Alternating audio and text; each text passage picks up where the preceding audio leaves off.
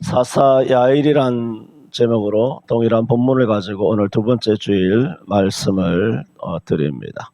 지난번에 말씀드렸던 것처럼 사사 야일은 전시에 사사의 직무를 이어받은 것이 아니라 평시, 평화로울 때 사사의 직무, 곧 목사와 장로의 직무를 이어받았다 말씀을 드리면서 전시의 사사들을 통하여 주시는 교훈 못지 아니하게 평시에 이와 같은 성직을 이어받은 야일을 통해서 주시는 교훈도 크다 말씀을 드리면서 어떤 면에서는 전시 때의 사사들보다 더 이 평시 때의 성직을 감당하는 또 부르심을 받은 우리들에게 더 많은 그런 지혜가 요구되지 않는가라는 말씀을 지난번에 드렸습니다. 오늘은 이제 두 번째, 세 번째, 네 번째 말씀을 드립니다. 먼저 드릴 것은 3절에 이 야일을 이렇게 말했습니다. 길르앗 사람 야일이라고 했습니다. 물론 왕상 7장 1절에 보면은 엘리야 선지자도 길르앗에 우거하는 사람이라고 말씀하고 있습니다만은 여러분 사무엘상 11장에 보면은 길르앗은 요단 동편, 말하자면 원래는 약속의 땅이 아니지만은 루벤과 갓과 므낫세 반 지파가 요단 서편 가나안 땅에 넘어오기 전 요단 동편에 있는 모압 평지, 아모리 왕 시온과 바산 왕 옥의 그 땅을 점령하면서 그 모압 평지를 보니 자기들이 짐승이 많고 떼가 많은지라 이 드넓은 평야에서 이 풀을 뜯어 먹이면 이 목축하기에 딱 알맞겠다. 그래서 이 두 지파 2분의 1이 모세에게 청혼을 해서 이 땅을 우리와 우리 후손에게 주소서 그렇게 말합니다. 그래서 모세가 그렇다면 너희는 약조를 해라. 말하자면 이제 진짜로 요단을 건너가서 하나님이 주시는 젖과 꿀이 흐르는 가나안 땅에 진입하는 그 요단을 건너가는 그 시점에서부터 요단에 있는 31왕을 치고 다 가나안 땅을 차지한 다음에 너희가 먼저 12지파 가운데 요단 동편에 땅을 기업으로 받아서 너희 처자식이 성읍을 건축하고 또 목축하기 안전하게 안정을 누렸던 것처럼 나머지 9지파 반도 너희 형제도 너희와 같이 안정을 취하게 될 때까지 너희는 요단을 건너는 데서부터 모든 전쟁의 최일선에 나서야 된다. 하겠느냐? 하겠다는 거예요. 그래서 마지막에 9지파 반도 다 분깃으로 땅을 다 차지한 다음 그들은 나중에 업무와 그 직무를 다 감당하고 이제 자기들의 처자식이 있는 성 요단 동편 땅으로 돌아오게 되는 과정. 뭐 이것은 여러분 신명기나 또 민수기나 또 지난번 여호수아 강론을 통하여 여러분이 잘 아시는 그런 말씀입니다.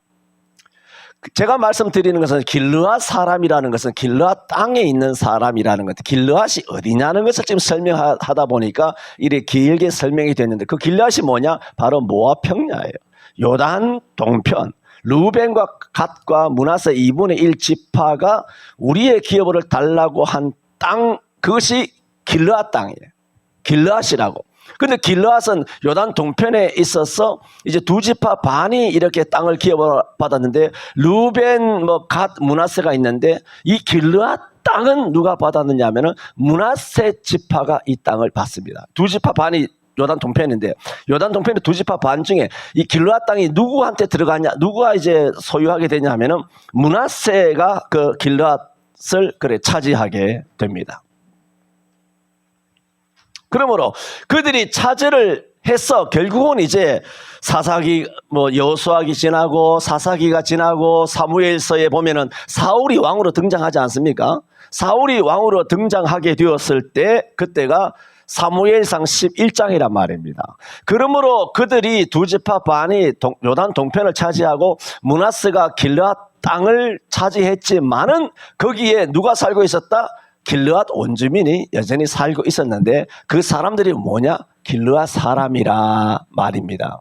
그래서 사무엘상 11장에 보면은 이 길르앗에 누가 쳐들어오냐면은 암몬 사람의 침공을 받습니다. 왜?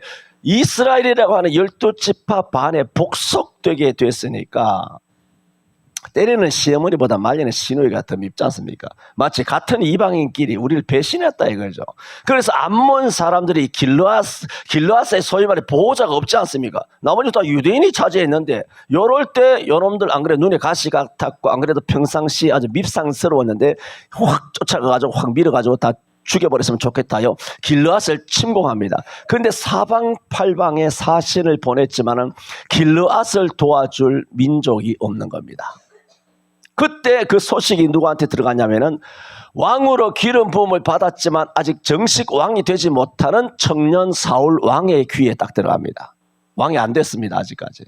그때 이 사울이 왕으로 완전히 되지 못한 상태지만은 나팔을 불어서 이스라엘 백성들을 모아서 길르앗을 치러 들어온 이방 민족인 암몬 사람을 쳐서 길르앗을 건져냅니다.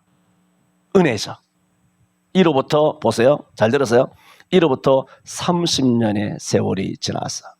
어느 날 이 사울이 길보아 산상에서 블레셋과 전쟁하다가 자기와 두 아들이 함께 죽습니다. 그때 요단 동편에 있었던 30년 전에 은혜를 입었던 길르앗 사람들이 길보아 산에 쫓아와서 이것을 사울과 그의 아들들의 시신을 가지고 돌아가서 길르앗 사람들이 그 시체를 장사하고 7일 동안 금식합니다. 여러분 예수 믿으면서 7일 동안 금식해 본 적이 있습니까? 그런데 누가 죽었다고 7일 동안 금식합니까? 30년 전입니다. 30년 전 같으면 아니고 뭐 모른 척하고 말지 뭐 그것도 은혜라고. 뭐 계속 베푼 은혜도 계속 받은 은혜도 아니고 뭐 언제적인데 30년 전 같으면 지금 2023년인가? 1993년도에 은혜를 입었다요. 1993년도에 은혜 입었는데 지금 그 암흑의 성도 가정, 암흑의 목사님, 암흑의 장로님, 암흑의 집사님 가정이 내가 30년 전에 은혜를 베풀어. 내가 은혜를 입었어. 그런데 그 집이 그분도 돌아가시고 그 자식도 집안이 완전 폭삭망한 겁니다. 다 죽어버린 겁니다. 얼마나 참 비참한 것입니까? 일국의 왕이 다 죽어버린 겁니다. 아무도 그들의 시신을 거들떠보지 않았습니다. 그런데 누가 왔느냐? 길르앗 사람들이 왔어. 그것을 자기네 길르앗으로 시신을 옮겨가서 거기 상수리나무 안에 장사를 지내고 7일 동안 금식하였는데 그 사람들이 길르앗 사람이었다는 겁니다. 뿐만 아닙니다. 이건 사울이고 나중에 이제 다윗이 왕이 되지 않습니까? 나중에 다윗이 범죄 끝에 압살롬의 반역을 입게 됩니다. 그래서 다윗이 자기 아들 압살롬을 피해서 요단을 건너서 마하나임에 이르게 됩니다. 마하나임이 어디냐? 길르앗입니다. 므낫세 지기 요단 동편 땅입니다. 그래서 도망가려면 강 건너 도망가야 될 거 아닙니까? 그래서 예루살렘 다윗성에서 도망가서 이제 저쪽 편으로 도망간 것입니다. 그 마하나임에 이랬을 때 많은 사람이 그래도 다윗을 존경하던 사람들이 다윗과 함께 피난 나온 백성들에게 많은 음식을 갖고 와서 그 전시에 천막도 없고 아무것도 없는데 벌판에 들어누워 담요 한 장 아쉬울 때 그 많은 그렇다고 다윗만 아니지 않습니까? 그의 식솔들이 얼마입니까? 군대가. 그 많은 사람 백성들에게 음식을 바리바리 싸갖고 와가지고 그들을 공개한 사람이 있는데 여러 사람이 있었습니다. 그때 한 사람이 누구냐? 바르실레입니다. 성경은 이렇게 말합니다. 길르앗 사람 바르실레라 이렇게 말합니다. 사무엘하 17장 27절 말씀입니다. 나중에 이제 다윗이 이제 압살롬의 반역을 다 제압을 하고 다시 예루살렘으로 환궁을 하잖아요. 환궁을 할 때 요단을 다시 건너가야 되잖아요. 근데 성경이 바르실레를 매우 늙어 나이 80세라. 저가 거부인고로 왕이 마하나임에 거할 때에 왕을 공개하였더라. 이렇게 나이가 고령의 80세인데도 불구하고 그 젊은 다윗이 이제는 승리하고 다시 예루살렘으로 복귀하기 위하여 요단을 다시 건너갈 때 우리 동양이 그렇지 않습니까? 반가운 사람 또 귀한 사람 오면 어디 갓쓰고 뭐 어떻게 옷매무새를 하고 집신을 신고 뛰쳐나갑니까? 벗선발로 뛰어나간다 그러지 않습니까? 왕이 온다든가 뭐 고을의 수령이 온다든가 아니면 뭐 어른이 오시면 벗선발로 뛰어나간다. 그게 뭡니까? 그게 공경이죠. 그게 누구다? 고령인 이 바르실레가 왕이 있을 때 잘 공개를 했어요. 그 정도만 해도 뭐 100% 다 한 거 아닙니까? 이제는 돌아가시게 됐으니까 뭐 무소식이 희소식이겠거니 뭐 잘 목사님 뭐 잘 먹고 잘 사시겠거니 하고 이제 돌아가시면 잘 됐으니까 괜히 잘 됐을 때 얼굴 비치면 뭐 한 자리 달라고 할 것도 같고 해서 모르는 척하고 은둔하고 그 소식을 끊고 그래 집거에서 살아도 될 텐데도 불구하고 요단을 어떻게 성경이 어떻게 기록하냐면은 다윗을 요단을 바리실레가 다윗을 요단을 건네게 하며 그랬어요. 벗선발로 그 노인네가 젊은 이것을 건네게 하는 거예요. 그 사람이 누구라고요? 길르앗 사람 바르실레입니다.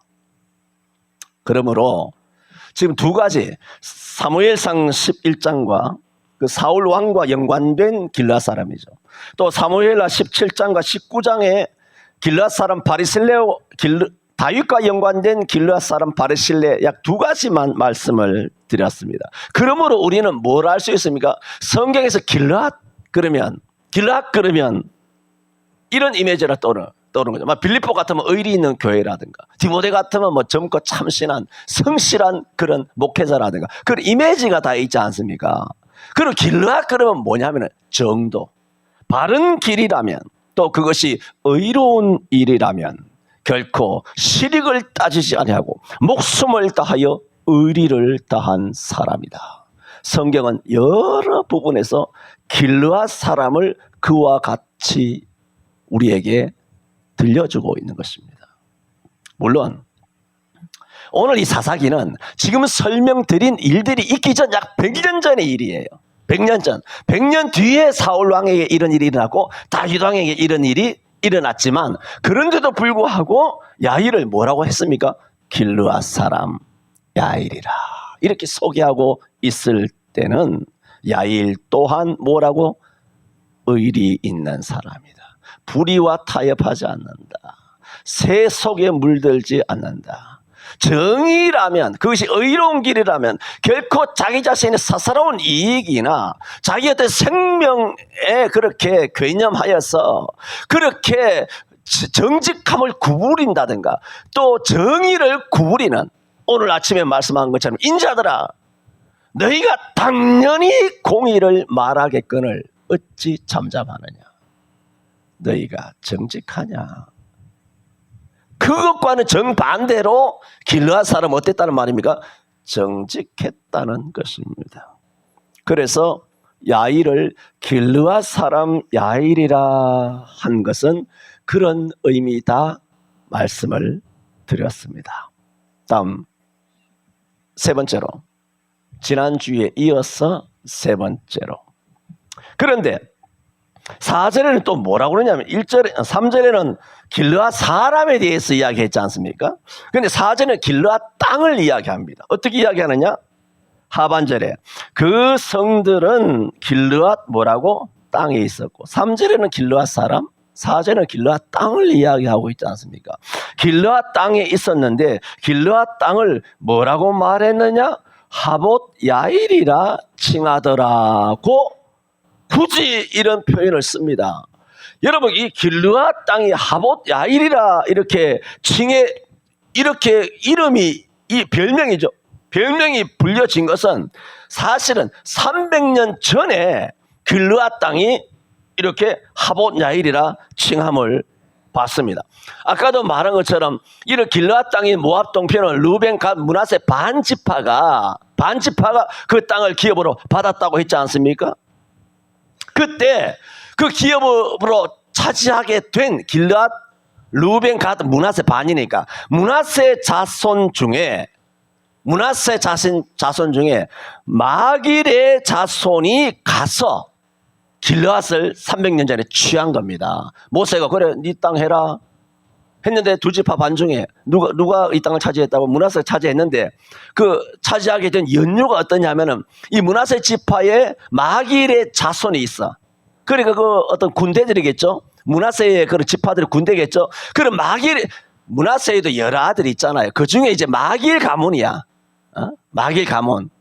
마길 가문의 그런 자손들이 가서 길르앗을, 그게 언제냐면 가서 쳐가지고 길르앗을, 그 결국은 므낫세 지파 땅이 되죠. 므낫세 지파 땅이 되면서 이 마길이 이 땅을 뭐라고 불렀냐면은 하봇야일이라 불렀는데, 그것이 오늘 본문보다 300년 전이란 말입니다.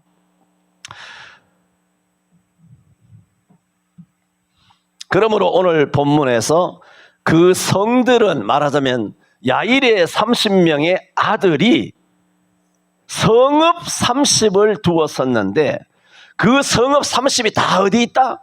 길르앗 땅에 있다는 거죠. 그 성들은 길르앗 땅에 있고 오늘까지 하봇야일이라 칭하더라 하였다는 겁니다. 그런데 이 길르앗 땅은 뭐냐? 포도와 올리브 생산이 많아서, 여러분 우리 복음성에도 있죠. 주는 여호와 창조의 하나님, 주는 여호와 전능의 하나님, 이스라엘의 하나님, 무슨 하나님, 길르앗의 향로요 반석의 하나님, 주는 여호와 창조의 하나님. 그 길르앗의 향로가 바로 이걸 말하고 해요.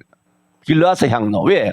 거기는 길르앗 땅, 그러니까 하봇야일 땅은 뭐냐면 기름져요. 그리고 포도와 그런 올리브 생산이 많아서 길르앗 그러면 길르앗은 유향이다. 길르앗은 향료로 그래 별명 지어진 유명한 땅으로, 그러므로 길르앗 땅이라고 하는 것은 뭐냐? 복받은 땅이라는 거예요. 그러니까 길르앗 사람 야일은 뭡니까? 의리의 사람. 세속적인 의리가 아닙니다. 의리의 사람이고, 그리고 그 자손들이 거하는 땅은 뭐냐? 복받은 땅. 오늘 사사기 10장 3절 4절처럼 되시기를 축원합니다. 마지막 이제 네 번째로 4절에 보면 야일에게는 아들이 몇 명이 있다? 30이 있어. 30이 있는데 그 30명이 어떻게 했느냐? 어린 나귀를 탔어요. 그런데 하나도 어린 나귀를 못탄 아들이 없어. 그 30명이 몽졸이 다 어린 나귀를 타고 또 30성읍을 두었다. 그런데 그것도 기름진 땅, 길르앗 땅에 그 30성읍이 다 모여 있었다는 것입니다. 그러므로 이 야일에게는 30명의 아들이 뭡니까? 다 잘 됐다는 거예요. 이게 가능한 얘기입니까? 우리는 하나도 이게 잘 되기 어려운데 30명이 다 잘 됐다는 겁니다. 먼저 축원을 드리고 싶습니다. 여러분의 후손들이 다 잘 되시기를 축원합니다. 그런데 이 아들들이 나귀를 탔다 그랬어요.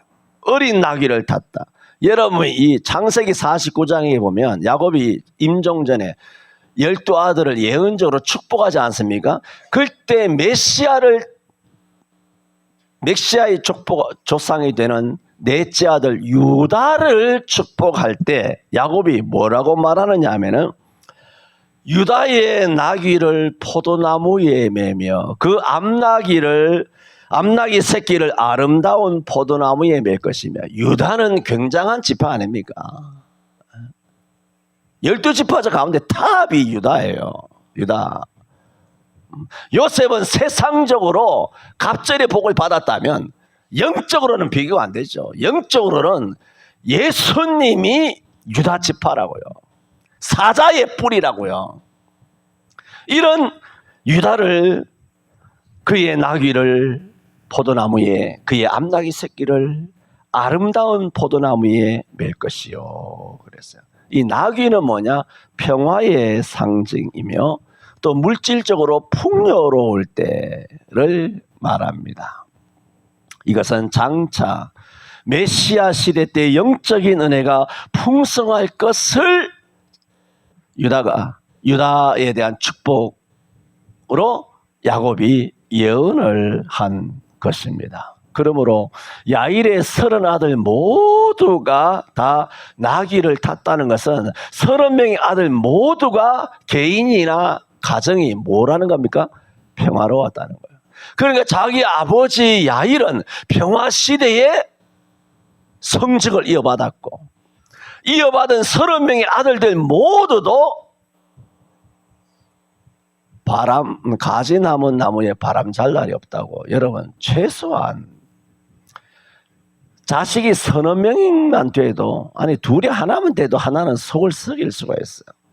그런데 30명이 아무도 속을 썩이지 아니하고 30명 모두가 평화와 물질의 풍요를 의미하는 나귀를 타고 30성읍을 가지고, 그것도 풍요로운 그런 아름다운 땅 길르앗에, 말하자면 강남에 성이 30개 있었다는 거예요. 강남에. 요즘으로 말한다면 다 잘된 것입니다. 그러므로 오늘 사사 야일에 대하여 오늘 사사기에서 기록하고 있는 이 4절의 의미는 뭔가요? 그게 뭡니까?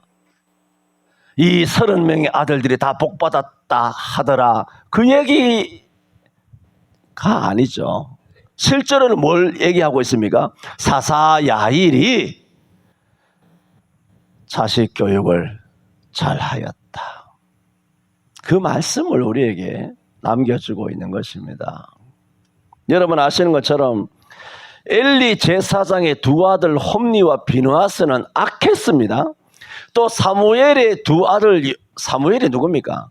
그러나 정작 자식 농사는 망쳤더랬습니다.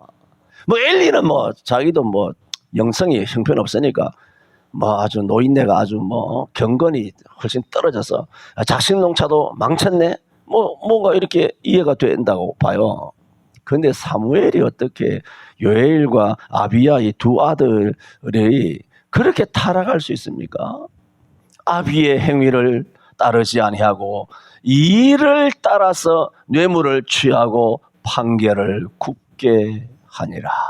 사무엘의 두 아들이 사무엘상 8장 3절에 보면 오늘 시편 50편 1편 말씀처럼 판결을 공의로 하지 아니하고 판결을 굽게 한 거예요. 자식들 중에 판사가 있어, 자식들 중에 국회의원이 있어, 자식들 중에 건축과의 어떤 공무원이 있어, 자식들 중에 어떤 정부 부처가 있어, 자식들 중에 어떤 지점장이 있어, 자식들 중에 어떤 대리가 있어. 그런 모든 행정적인 자기에게 주어진 그런 직권을 가지고 일을 하는 데 있어서 직권을 남용하지 않았다는 거예요. 그런데 이 사무엘의 두 아들이 어떻게 했다는 겁니까? 판결을 굽게 했다. 일을 따라서. 입에 물면 평안을 외치고 입에 안 물면 저주를 받아라, 이런 식으로 했는데, 이 아들 사무엘이 두 아들 요엘과 아비야가 누군지 아십니까? 사사라 그럽니다. 사무엘이 자기 아들 요엘과 아비야를 사사로 세웠더라 그랬어요. 그러니까 사무엘이 자기 아들들을 사사로 세워 세습한 것은 매우 잘못되었다는 것을 성경이 말하고 있습니다. 사무엘이 자기가 자기 아들들이기 때문에 거기에 사사로 임명한 것은 큰 실수였다는 것입니다. 이런 엘리나 혹은 유명한 이런 사무엘조차도 달랑 둘이 있는 아들 제대로 건사하지를 못했어. 집안을 말아먹고 교회를 어지럽히고 나라를 어지럽힌 거예요. 문재인이를 누가 낳았나 모르겠어요. 이 성경 그대로 말하면 그런 말이에요. 이 빨갱이 새끼를 놓고 미역국을 처먹냐? 이거 나라를 망친 거예요. 나라를. 문재인 본입니까? 그 청와대 예수. 여러분 자주 수십 번 말했잖아. 다 예수회예요. 나와 동양 동창 내가 아는 사람이 아니라, 내 편이 아니라 가톨릭 예수회 적그리스도 뱀새끼 독사의 새끼라고. 내가 지지하는 정당의 사람이 아니라. 도대체가 예수 믿는 사람이 말이야. 그것도 목사라고.